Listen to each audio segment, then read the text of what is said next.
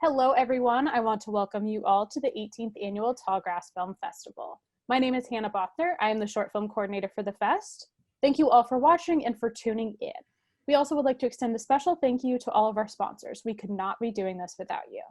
If you're enjoying your Tallgrass experience, please let everyone know on Facebook and Instagram, tag us at Tallgrass Film, and use the hashtag Tallgrass2020. I'd like to welcome to the Zoom today the director of the film Gum, Jacob Reed. Welcome. Hello, thanks for having me. We are so glad to have you here. The very first question I have for you about this film is, you have, I think, a very interesting story about finding the source material for this and your inspiration for making this film. I'd love to ask you about that experience. Sure. Yeah. So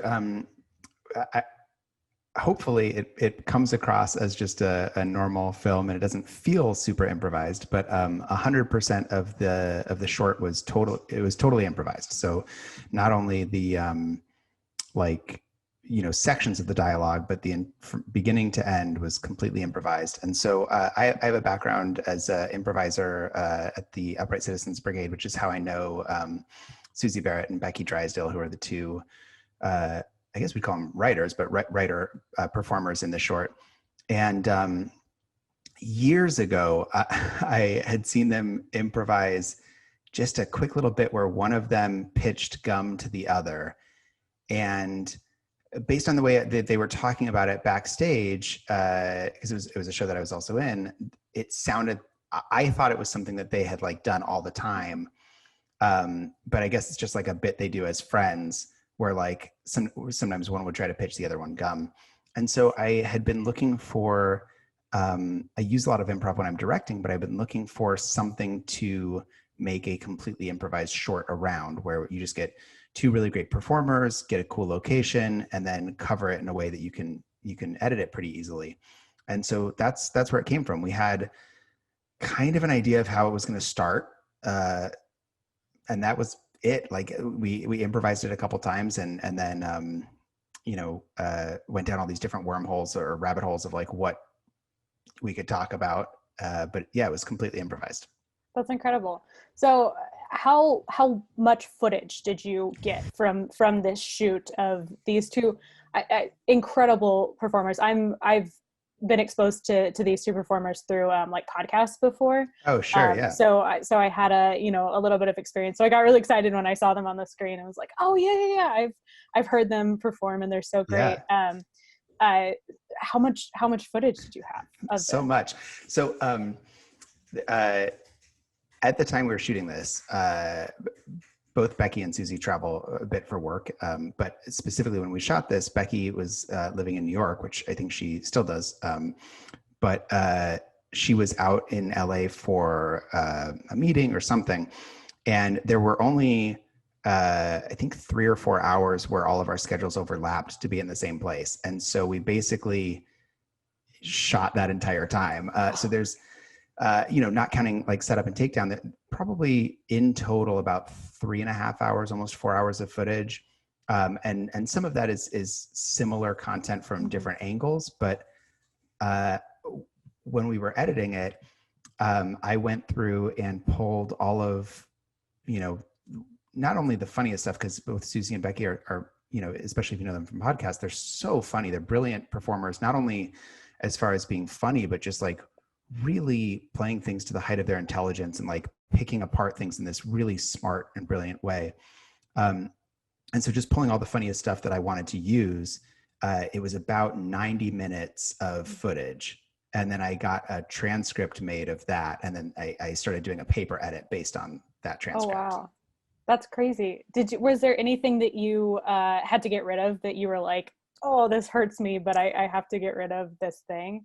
I mean, pretty much everything we got rid of is that. Yeah. I mean, there's so much that exists that's so funny that was on the cutting room floor. But I think even what I set out to make, the film is quite a bit longer than what I thought it would be. I just didn't want to, outstay our welcome as far as how long can two really funny people talk about the minutia of Gum. Yeah. And if people enjoy it, then the answer is roughly 9 minutes. But I think if it were 20 or 30 minutes, you would just kind of be like, all right, we get it. Yeah.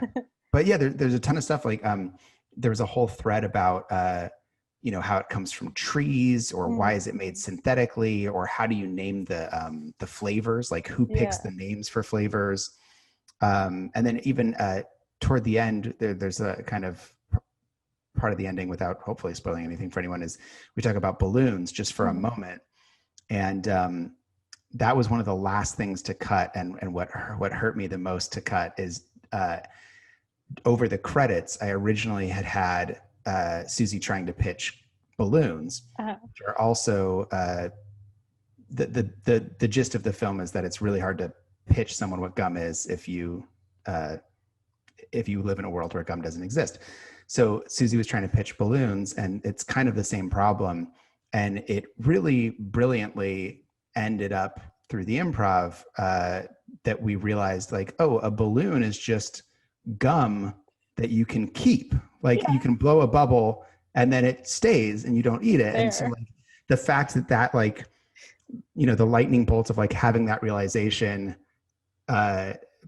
because everything was improvised, you can see the excitement of that realization on Susie's face in this way that's so great. And so, yeah, that was really hard to cut, but absolutely. That makes total sense.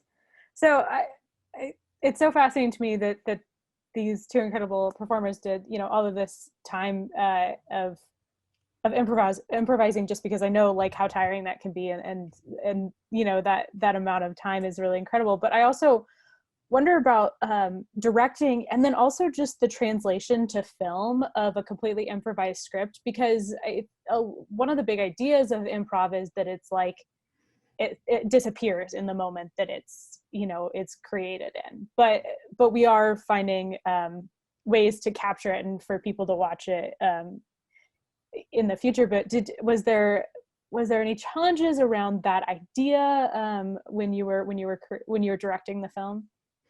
Yeah, well, so one of my goals was that I didn't want it to feel improvised. I wanted it to feel organic and authentic, but a lot of the times, even when you get the funniest people on film,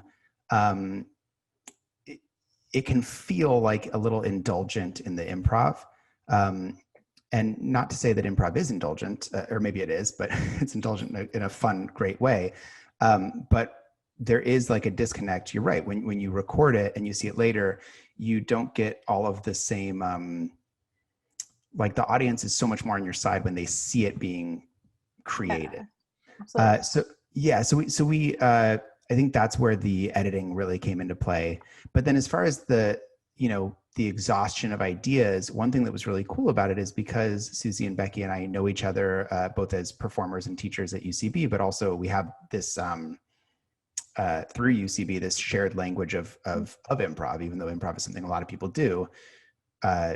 Teaching at UCB and learning there, we had a really similar shorthand. So what we would do is we shot the masters first and had the most improv there. But every time we would stop down, all three of us would improvise as either of the characters. And then we would start up again. It would be like, okay, why don't we take this idea and this idea and this idea? And so, sorry, I'm in a room with the noisiest, spooky door in the world. It's perfect for Halloween. Yeah, it only squeaks during Halloween. So we, all three of us would improvise as both of the characters, and then we would start rolling again, and I would say like, okay, why don't we take these couple ideas, and those will be from Becky's perspective, and this idea is funnier if it kind of seems earnest, so maybe that's from Susie's perspective. And I mean, that's also not giving them enough credit. Like, it wasn't purely me directing, you say this and you say that. It was really like improv, a really collaborative experience. Absolutely. That's really incredible. I also loved the beginning where we get like the physical improv and the playing with the little toys there. But I also feel like that immediately sets us in, and the set dressing sets us in this like alternate reality where gum doesn't exist. It brings us into this world. Can you talk about the setting and the creation of this existence without gum? Totally. So one thing that like in my pitch to Becky and Susie was always like, this has to be at this like bizarre location. And they talked me out of it, which I think is the right choice. But I wanted to have like 3 moons out the window, like in the back, like just have like a VFX thing to be like, it's a different planet. But one of the things we talked about that I think is ultimately the right way to have gone is that it's funnier if if it's like an alternate Earth, you know? Yeah. So the location was super important. That the one thing, or maybe 2 things that I knew we would need going in were a location that makes it feel like it could be a different reality, and then just a little bit of time to like settle in. Mm-hmm. So I wanted to have something also, like just all the pitch meetings and that kind of meeting that I've been in for entertainment industry stuff. Like the worst moment is just like you're sitting in this person's office and just like, you don't want to like get out your phone because you don't want to look, you know, bored or disinterested. So you're kind of looking at their stuff, but you don't want to be snooping. And so, also, again, Susie's a brilliant improviser. And so I wanted to find something that would break really easily if she touched it the wrong way. And so that was kind of where we started. Actually, the house is, someone has like a normal residential house, but the back of their house looks like that crazy futuristic thing. And I wish I knew the name of the architect off the top of my head, because basically the house is owned by this couple who are both artists, and they're friends with this architect who is like the guy who makes stuff that looks like that. Oh, wow. And it's like a bigger name architect now, but in like the 70s, he asked them if he could just like remodel the back of their house in this weird way. And they were like, sure. And so then we got to shoot in this amazing looking spot. That's really incredible. It really sets the scene. I love that. Well, thank you so much. I swear I could go on asking you questions for hours about this film. I don't know how much the audience would love that, but maybe once this goes up on YouTube, we'll just get a discussion going in the comments or something. Oh, sure.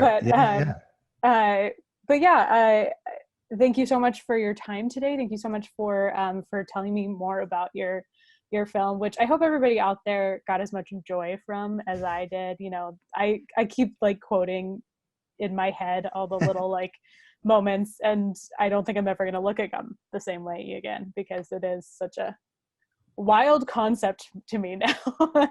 It serves no purpose, really. And the fact that it makes you need to brush your teeth more. So thank you so much for being here today. I wanted to ask you if there's anything you want to send people to, anything that you're working on in the future that you want to make sure people know about. Do you have like a website? Twitter, anything like that? I have a website, which is just jacobreed.net, JACOBREED. And I'm not really active on social media other than Instagram. I'm on Instagram at typography nerd, because I have a background in graphic design and I'm a typography nerd. And then I don't know, depending on when this airs or when this comes out, probably, or when people watch it, I just finished up another short that couldn't be more different. It's it's like a short documentary about a friend of mine who uses a wheelchair, who during quarantine was realizing she's meeting people for the first time where they don't immediately notice her disability, and she gets to choose when and if to disclose that. And so eventually that will be on my website, but we're really happy with how it turned out, and I'm excited for people to see that. That's incredible. That's really amazing. Well, make sure to everybody go out to Jacob's website and keep an eye out for that, because that sounds really, really wonderful. Thank you so much for talking with us today, and everyone out there, I hope you enjoyed this conversation, and keep watching movies. Cool. Yeah, thanks for having me.